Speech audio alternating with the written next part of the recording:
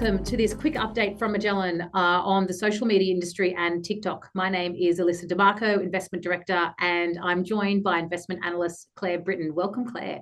Thank you for having me. Awesome. So let's just set the scene to begin with. So TikTok is one of the largest social media platforms in the US, behind Meta's Facebook and Instagram.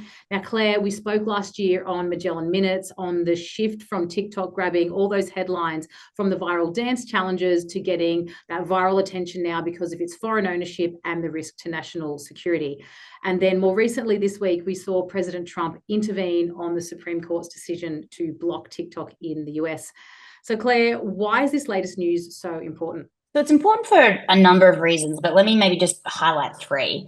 Firstly, I'd say that this increases the likelihood that TikTok in the US is going to get sold and that the outright ban is a lower probability outcome here.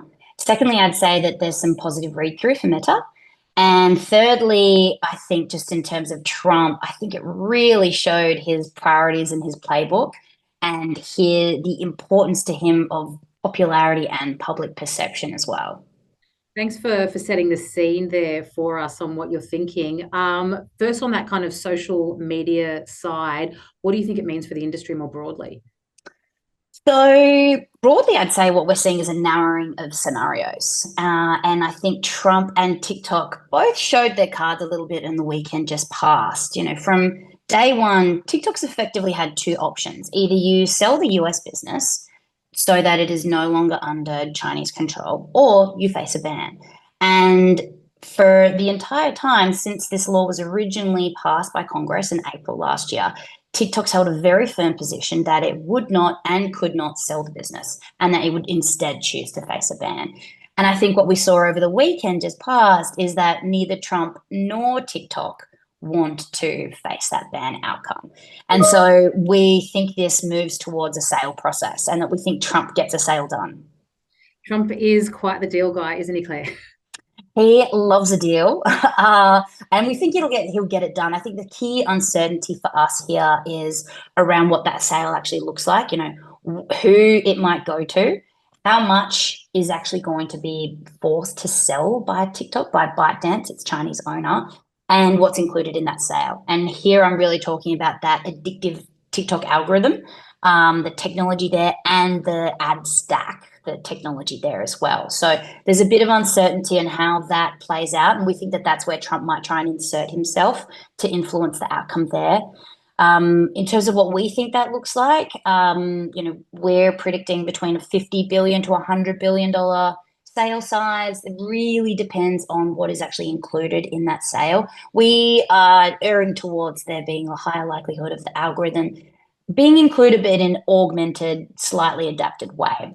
In terms of buyers, we think that given Trump's stance on big tech and not wanting to give too much power to big tech and wanting to really curtail that, we think the likelihood of a sale to a really big strategic like an Amazon or like an X is probably a lower likelihood outcome. And we think that's positive for Meta. Right. I'd love to dive a little bit more into that, especially some of the kind of comments you made about Trump.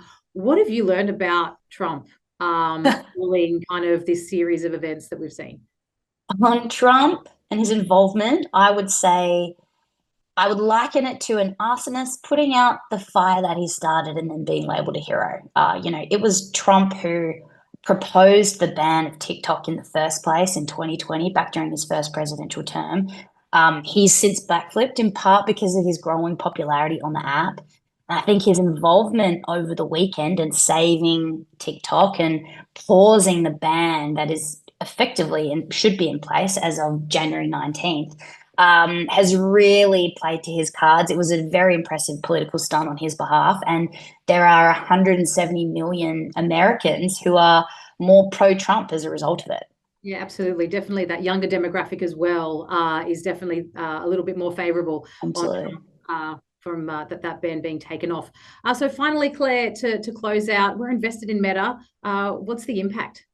So we think Meta remains a really high quality company that can protect and grow its earnings over time. I think they are an excellent executor, and I think they're going to be really smart during this period. You know, they are already offering incentives to influencers and to creatives who aren't already on Facebook and Instagram to come across and put content on their platforms. And I think they're going to jump on what is going to be a really uncertain, disruptive period for TikTok and for TikTok's advertisers, and really leverage that to grow users and grow advertising dollars. So we remain really positive on Meta. We really like the value there. We really like the quality of the company, its global scale, and its industry position. Well, thanks for the chat today, Claire, and thanks everyone for listening in.